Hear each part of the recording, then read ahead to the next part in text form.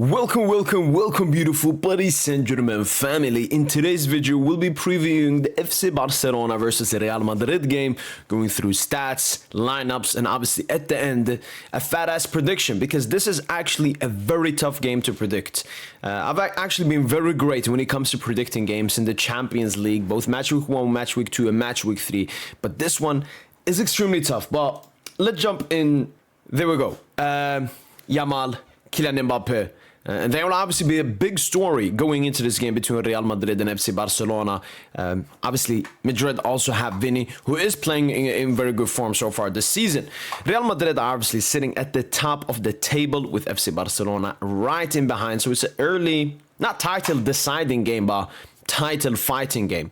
Barcelona obviously want to close that gap. If they win, they're 1 point above Real Madrid. And if Real Madrid win, it will be a cheeky 5-point gap at the top of the table. FC Barcelona have scored 24 goals, conceded 10. Real Madrid have scored 20 goals, conceded 9. Barca having a 3 plus a better in goal difference. And as you can see, their form exactly the same. They've won 4 games in their last 5 games with 1 defeat for both teams. Real Madrid getting slapped up by Atletico Madrid. Barca being very poor versus Sevilla, conceding those 2 goals late on in the game. Missing players is obviously a huge thing for this upcoming game. Dani Olmo, he's not in good form. So in that sense, it's not a big miss, even though he was their starting number 10 last season.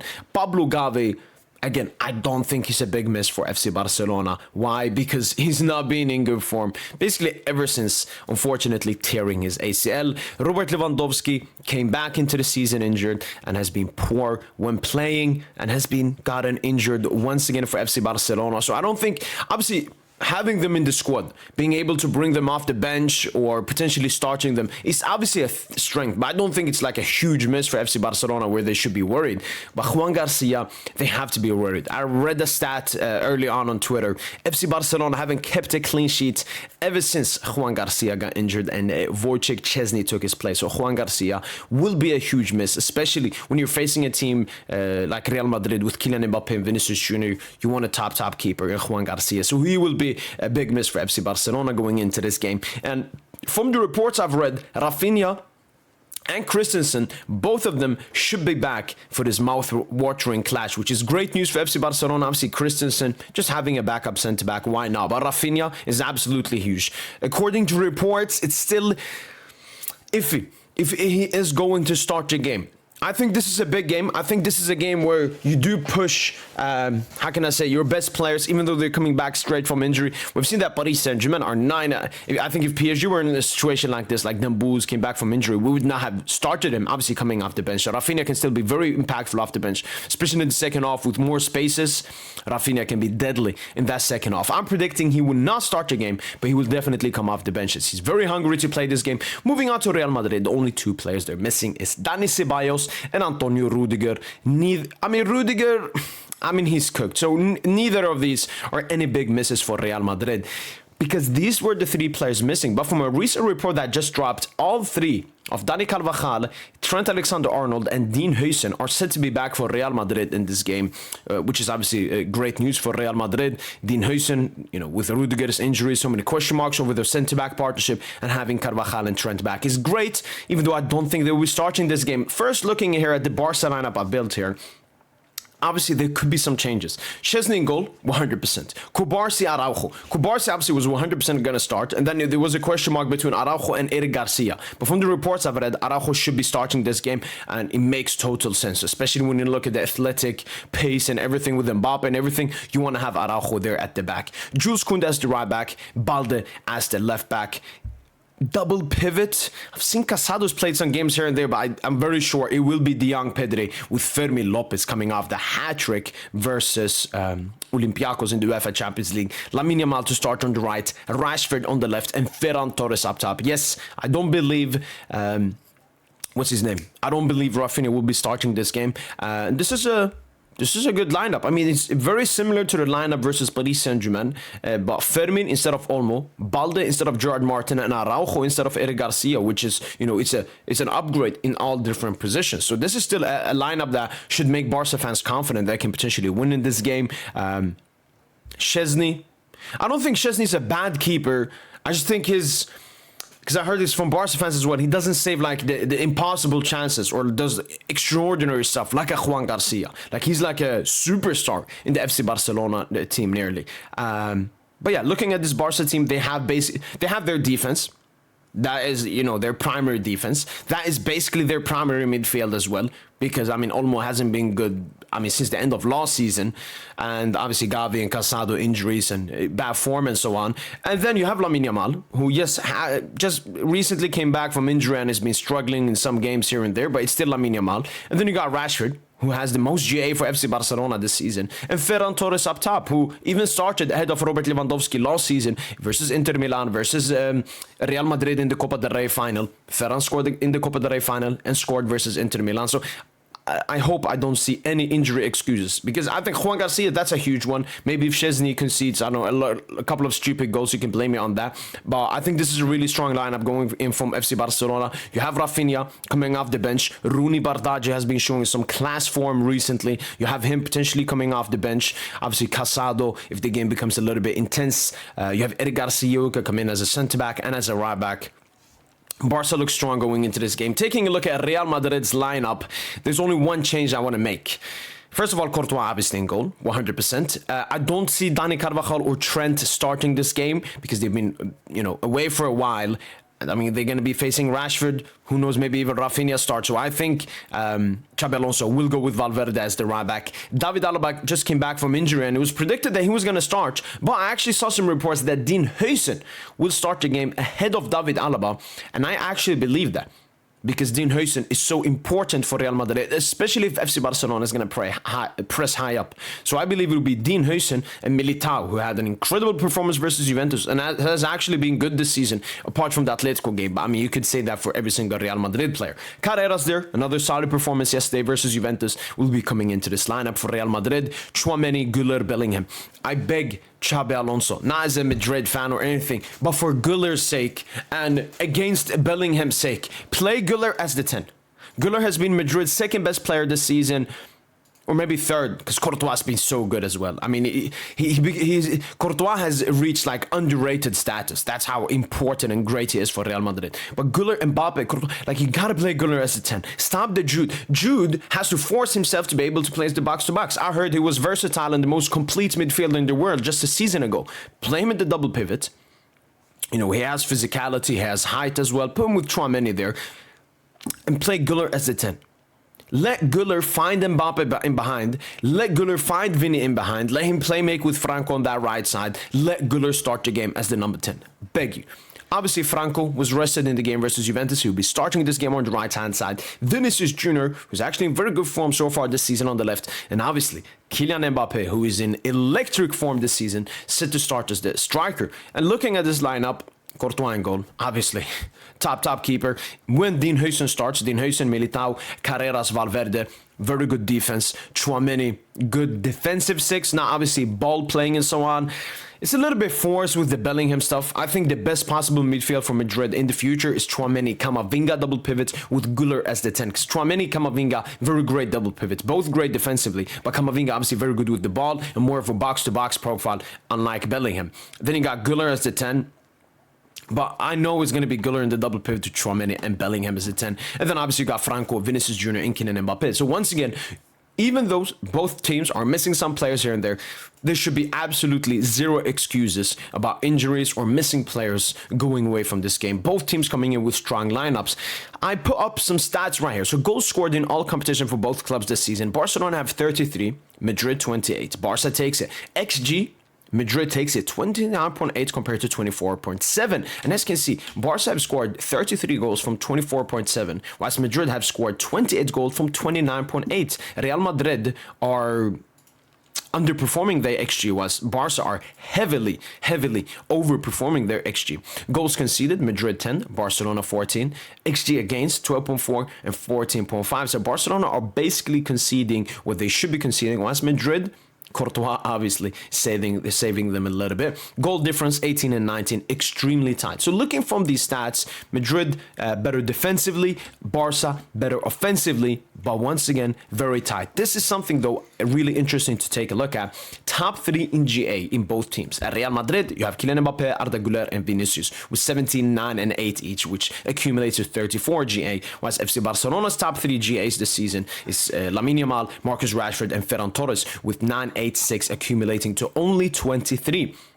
Yamal, Ferran, Rashford will be the attack for Barca. Mbappe, Vini, Güler will be in the midfield, but that will basically be the attack for Real Madrid as well. And we can just see that Madrid offensively are just in better form. Obviously, that has a lot to do with Robert Lewandowski being injured and Rafinha being injured for Barca. But even the players that are playing instead of them are not getting that kind of GA. Obviously, Barca, as we saw, they've scored more goals than Madrid this season so far, but it's been from everywhere. Whilst Madrid, obviously Mbappe, top dog, he's gonna get everything. He's the main man. But then even Vini showing good form this season, and obviously Arda Güler has been spectacular for Real Madrid this season. This was just an interesting thing I wanted to look at. But honestly, I think this game will go down for one thing. You know, both teams have a great team. Both teams have a good defense, good midfield, and all of this. I think it will heavily go down between Lamine Yamal and Kylian Mbappe, because they are coming in as these two special players. Yes, you got Rashford, maybe Rafinha coming off the bench, and you got Vini, Güler, and so on. But it will be about Lamine Yamal and Kylian Mbappe after this game. The most recent El Clasico, the 4-3, that was basically Kylian Mbappe versus Lamine Yamal. I know there were some other good performances and so on, but it was Mbappe scored the hat-trick. I think Yamal, maybe 2 goals? Maybe 1 goal, 2 assists or something. He was really influential in that 4-3 victory, the most recent one in the league. So I think a lot will be determined by what Kylian Mbappe and what Lamine Yamal does. Even going back to when Barca beat Madrid 4-0 in the first El Clasico of the season, last season, Mbappe had like 3 big chances that he missed, which would have totally changed the game around. Not saying Madrid would have won, but it would not have been a 4-0 result.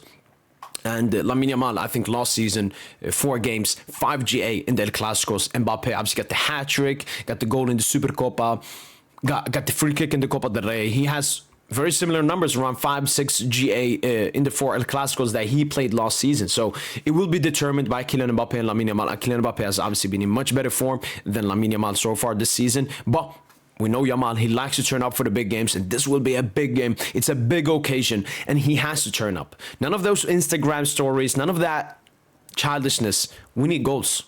Not we need... I'm just saying that for Yamal's sake. Like, he has to score goals. He has to understand, if you actually want to become the best player in the world, irrelevant dribbles will not take you that way. If Barca want to win this La Liga title and make, more competition on Madrid, they have to win this game. And it will be dependent on Lamine Yamal for FC Barcelona and Kylian Mbappe for Real Madrid. Because yes, you can say Rashford. Rashford has the most GA this season, but his performances have not been up to best. And then even when it comes to his goals, a lot of them come towards the end of the game when the game is a little bit dead. Not in the big moments. Apart from Newcastle. So maybe Rashford and Vini are seen as the 2 sidekicks. If Mbappe and Yamal maybe can't do it, maybe they can do, or maybe Mbappe and Yamal can play make to the other players. We'll have to wait and see. But I definitely think both of them will have to have a big effect on this game for their teams to win this game.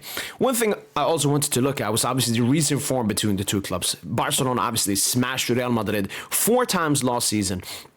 4-0 in La Liga, 4-3 in La Liga, 3-2 in the Copa del Rey final, and 5-2 in the Supercopa de España final. And then I saw Madrid fans posting this right here, which is Madrid also beat Barca 4 times in a row in the season previous, and then Barca did the same to them. And it's like a 50-50 opinion on the Madrid graph, because the first thing, obviously, I saw Barca fans quoting it. It's like, what the fuck is this childlessness? You're bringing up 4... both of them are... No, the last 4 are not as much relevant, but those are less relevant than the ones that Barca are showing, where they won 4 games in a row. But what this also shows is Madrid went from winning 4 El Clasicos in a row to Barca winning 4 El Clasicos in a row. What I want to tell about that is Barca fans shouldn't be overconfident because they won the past 4 El Clasicos, because Madrid did the same, and then Barca slapped them up 4-0 and won the remaining 3 El Clasicos after that. So the same thing could happen in this game. So I wouldn't be too confident as a Barca fan going into this game. if we're going to look at the recent 4 games that you guys have been playing. I also wanted to take a look at the 2 bad performances against the big side for both teams this season. FC Barcelona obviously played versus Paris Saint-Germain. Paris Saint-Germain creating 1.67 XG and having 5 big chances created with 53% possession. Whilst Real Madrid obviously lost to Atletico Madrid, only created 0.66 XG and only had 2 big chances. This is something big because small games, mid-table games can show maybe how good you are, but this will show if you are at the top level and can compete. And I haven't seen Barca, even, yes, in that second half, and obviously Paris Saint-Germain had injuries, Atletico had their best squad. If PSG had their best players, it would have been a different second half. Maybe PSG would have scored more and so on. But what we can clearly see here is Madrid still having similar tendencies as to last season. The thing is, though, Atletico Madrid are a good defensive side, despite losing 4-0 to Arsenal. I mean, better defensively than FC Barcelona. So this was another thing I wanted to take a look at. I also put this poll out on Twitter. Who's going to win El Clasico? And as you can see, extremely even. And I don't know if I have more Barca followers than Madrid followers, but it's really even. It's really even and hard to predict this game. And yeah, that finishes it off with a review. And let's go to the prediction because I haven't decided one. I'm gonna be honest. I was like, let me record this video, read the stats, read the stuff, and come to a conclusion. What I will say is I think it's a really tight game between the 2 clubs. Game obviously played at the Bernabeu, favors Madrid a little bit. And I think that's what I'm going to go with. I'm going to go for a 1-goal win for Real Madrid. Could be a 2-1 maybe, but I don't know. Probably will get more goals. Maybe a 3-2, maybe a 4-3, like that prime El Clasico back in 2014, I believe. But I believe Real Madrid will get the victory. I somewhat feel, because Barca is not just the injuries, it's the form as well. Yes, Madrid haven't been incredible, but it's about the expectations. Madrid are somewhere in a transition under Xabi Alonso, so them not looking perfect is understandable. But Barca, on the other hand, yes, they're having injuries. But I mean, most clubs have injuries. Paris Saint-Germain are having injuries and so on. But Barca, they're expected to be great. This is their 2nd season on the flick. You know, their players are just getting better and more used to the system on the flick. But they are not in good form, which is not understandable. Madrid not being in the best form or not performing the best and having insane XG and all of that is understandable. It's a new manager, some new players and all of that. Barca don't really have that. So it's less excuses for Barca to be in less form. Then I think Rafinha, Juan Garcia, you know, huge misses. I don't want to, you know, put excuses about injuries and so on, but I think those 2 players are really crucial for Barca, whilst I don't feel Madrid are missing any kind of player on that caliber. I mean, Trent and Carvajal, none of them are as impactful as Rafinha and Juan Garcia. And what we've seen from Rafinha, you know, people back, especially last year, especially from the Barca fan base, when, you know, they were saying Yamal is better than Rafinha, they always say Rafinha needs Yamal. Like, if Yamal is not playing, oh, Rafinha, how is he going to create chance? Who's going to make the pass for Rafinha to score? But the same thing works for Yamal as well, because he's so bad at finishing that he needs a Rafinha to play make to. When there isn't a Rafinha and Yamal has to go himself, it doesn't go that well. So I think both of them need each other. Maybe not the same, but both of them need each other to look at their best. And then I think Robert Lewandowski is also a huge miss. Yes, Ferran Torres is filling up well and all of that, but it's still Robert Lewandowski. Robert Lewandowski was still the 3rd top scorer in Europe's top 5 leagues last season. He's still a top player that FC Barcelona are missing. Despite him being very bad so far this season and injury prone and all of that, he'll be somewhat of a big miss. And that's why I'm going with the Real Madrid 3-2, especially when their star player Kylian Mbappe, who finished off the last El Clasicos versus Barca really well. I mean, he's been looking really great. And he just lost out on his 11 goal scoring streak. He just lost out versus Juventus when he didn't score, and I think he'll be really hungry and motivated. Also, Barca's defense has not looked the best we've seen many teams. I think Madrid defensively have looked solid this season. They haven't conceded that many goals, apart from obviously the Atletico Madrid game. But you know what? It was some set pieces, which Barca won't do. It was a beautiful free kick by Alvarez. It was a late goal by Griezmann from a Valverde mistake. So I think maybe that game is seen as more than it should be. So yeah, that finishes off my preview. 3-2 victory to Real Madrid. Make sure to be there for the live watch along. And as usual, allez Paris.